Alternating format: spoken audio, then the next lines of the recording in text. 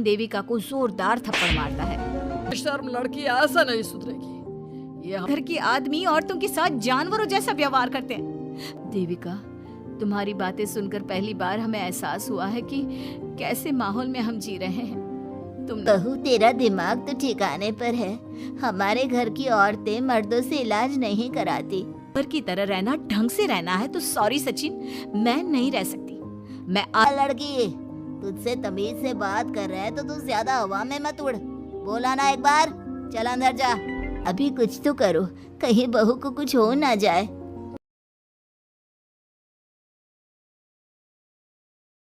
पिछले अंक में हमने देखा कि देविका अपने ससुराल में हर गलत बात का विरोध करती, तो उसकी वजह से देविका पर उसके ससुराल वाले बहुत अत्याचार करने लगे। एक दिन देविका ने सचिन से कहा, सचिन, मैं तुम्हारे घर में नहीं रह सकती। तुम मुझे आज ही मेरे घर शहर भेज दो। मैं अपने मम्मी पापा के पास रहूंगी। क्यों देविका, तुम शहर क्यों जाना चाहती हो? यहाँ तुम्हें किस बात की परेशानी है? किस बात की परेशानी नहीं है सचिन, तुम्हारे घर के आदमी औरतों के साथ जानवरों जैसा व्यवहार करते हैं। मैं ऐसे माहौल में नहीं रह सकती। देखो देविका, तुम्हें यहीं रहना होगा। तुम्हारी शादी मुझसे हो गई है, अब मैं तुम्हारा पति हूँ और यही तुम्हारा घर है। अच्छा, तो तुम्हें याद है कि मैं तुम्हारी पत्नी हूँ? जब तुम्हारे पिताजी और चाचा जी मुझे एक हफ्ते के लिए कमरे में बंद कर देते हैं, तब तुम्हें क्यों याद नहीं आता कि जो औरत कमरे में बंद है वो तुम्हारी पत्नी है? जब तुम्हारे जीजाजी और भाई मुझसे बदतमीजी से बात करते हैं, मुझे खाने के लिए कुछ नहीं देते, तब भी तुम्हें याद नहीं आता कि मैं तुम्हारी पत्नी हूँ? देखो देविका, तुम बेकार की बातें मत करो। तुम यहाँ ढंग से रहोगी, सबकी बात मानोगी तो कोई तुम्हें कुछ नहीं कहेगा। इस तरह जानवर की तरह रहना, ढंग से रहना है तो सॉरी सचिन, मैं नहीं रह सकती। मैं आज ही अपने घर जाऊंगी। ये बोलकर देविका अपना सामान पैक कर लेती है और घर से जाने लगती है। सचिन भी उसके पीछे पीछे चलता है और उसे समझाने की कोशिश करता है। जब ये सब जोगिंदर ने देखा तो बोल पड़ा, बहू, यह सब क्या हो रहा है? कहाँ जा रही हो? सचिन, बताओ अपने पिताजी को कि कहाँ जा रही हूँ मैं। तुम्हें शर्म नहीं आती अपने पति का नाम लेते हुए? मैं अपने पति का नाम ले रही हूँ, इसमें आपको क्या परेशानी है? आपका नाम तो नहीं ले रही हूँ ना? देविका, ये किस तरह से बात कर रही हो तुम पिताजी से? जिस तरह से करनी चाहिए उस तरह से कर रही हूँ बात। इससे अच्छी तरह से मैं तुम्हारे घर के किसी भी आदमी से बात नहीं कर सकती। तीनों की बात सुनकर घर के बाकी लोग भी वहां आ जाते हैं। तभी जोगिंदर कहता है, हमारे घर की औरतें अपने मर्दों का नाम नहीं लेती। तुम्हारे शहर में होता होगा, लेकिन हमारे यहाँ पर ऐसा कुछ नहीं होता। बहू, सचिन तुम्हारा पति है, तुम उसका नाम मत लिया करो। तुम अपने पति का नाम लेने की जगह ए जी, ओ जी, सुनो जी कहा करो। पति ना परमेश्वर होता है। तो परमेश्वर का तो हम नाम लेते हैं। क्यों माँ जी, क्या आप अपने इष्ट देव का नाम नहीं लेती? माँ जी, ये सब इन पुरुषों के बनाए तौर तरीके हैं, औरतों को दबाने के लिए। ये बेशर्म लड़की ऐसा नहीं सुधरेगी। ये हमारे घर की औरतों को भड़का रही है। सचिन, तुम इसे चुप कराओगे या फिर मैं करूं? नहीं नहीं पिताजी, मैं अभी समझा देता हूँ। चलो देविका अंदर। और कितना तमाशा बनाओगी मेरा? सचिन, मैं अंदर नहीं बाहर जाऊंगी। अब मैं यहाँ नहीं रह सकती। देविका की बात सुनकर महेंद्र कहता है, भाई साहब, ये लड़की इस घर से और गांव से बाहर ना जानी चाहिए, नहीं तो हमारे घर और गांव की औरतें भी ऐसी ही हरकतें करेंगी। वो भी मर्दों के खिलाफ बगावत करेंगी। और मैं भी देखती हूँ कि मुझे घर से बाहर जाने से कौन रोकता है। बहू, इनसे बहस करने का कोई फायदा नहीं। तुम अंदर चलो। इस गांव के मर्दों के अंदर बहुत अहंकार भरा हुआ है। देविका किसी की बात नहीं सुनती और अपना सामान उठाकर घर से बाहर जाने लगती है। तभी वहाँ मोहन और कल्याण आते हैं। कल्याण देविका के हाथ में से उसका सूटकेस छीन लेता है और मोहन देविका को जोरदार थप्पड़ मारता है। देविका का सर दीवार में लगता है और वो बेहोश हो जाती है। देविका, देविका तुम ठीक तो हो? भैया, आपकी हिम्मत कैसे हुई मेरी पत्नी पर हाथ उठाने की? सचिन, तुम जल्दी से देविका भाभी को अंदर कमरे में ले जाओ। मैं अभी वैद्य जी को लेकर आती हूँ।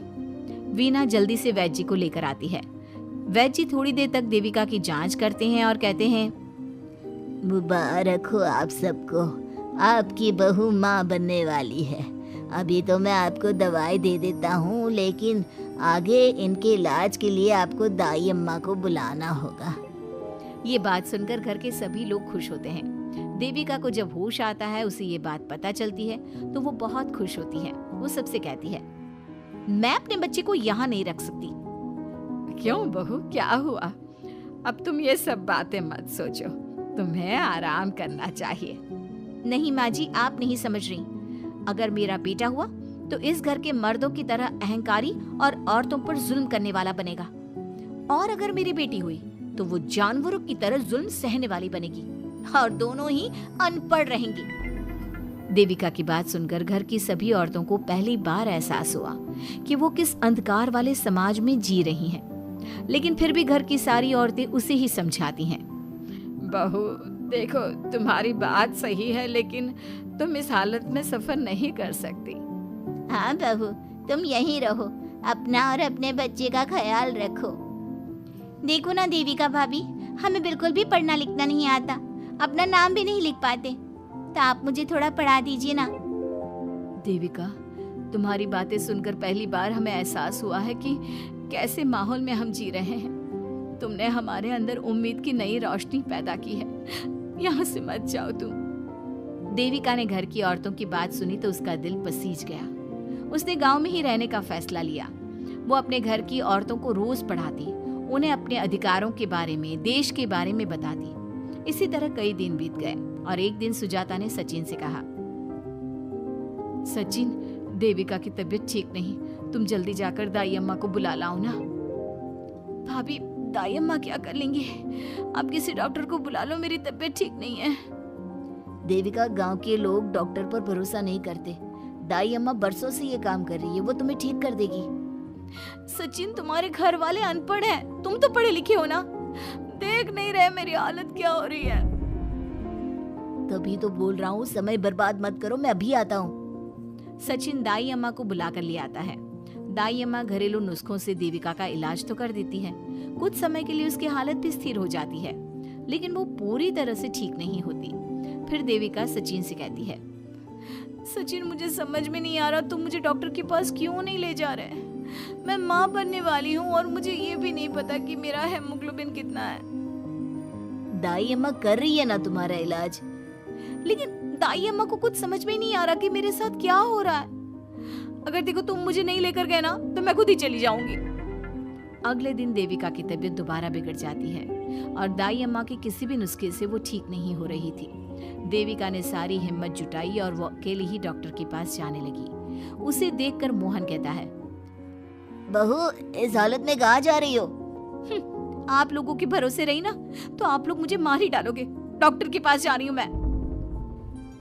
बहू, तेरा दिमाग तो ठिकाने पर है। हमारे घर की औरतें मर्दों से इलाज नहीं कराती। हे भगवान, इन जाहिल लोगों को मैं कैसे समझाऊं? डॉक्टर औरतें भी होती हैं। बहू, तो हमें पागल मत बना, हमने तो कभी कोई महिला डॉक्टर नहीं देखे। तू झूठ बोलकर निकलना चाहती है ना? इस गांव की सरहद से आप लोग कभी बाहर नहीं गए ना, इसलिए आप लोगों को नहीं पता कि महिलाएं डॉक्टर के अलावा क्या क्या है। ए लड़की, तुझसे तमीज से बात कर रहे हैं तो तू ज्यादा हवा में मत उड़। बोला ना एक बार, चल अंदर जा। चाचा जी, मैं अंदर नहीं जाऊंगी, डॉक्टर के पास जाऊंगी। मेरा इलाज सिर्फ डॉक्टर ही कर सकता है। ये बोलकर देविका घर से निकल रही थी कि तभी जोगिंदर ने उसे कमरे में ले जाकर बेड पर जोर से धक्का दे दिया, जिसकी वजह से देविका के पेट में चोट लग गई और वो दर्द की वजह से जोर जोर से चिल्लाने लगी। ये देखकर घर की सारी औरतें देविका को संभालने लगी।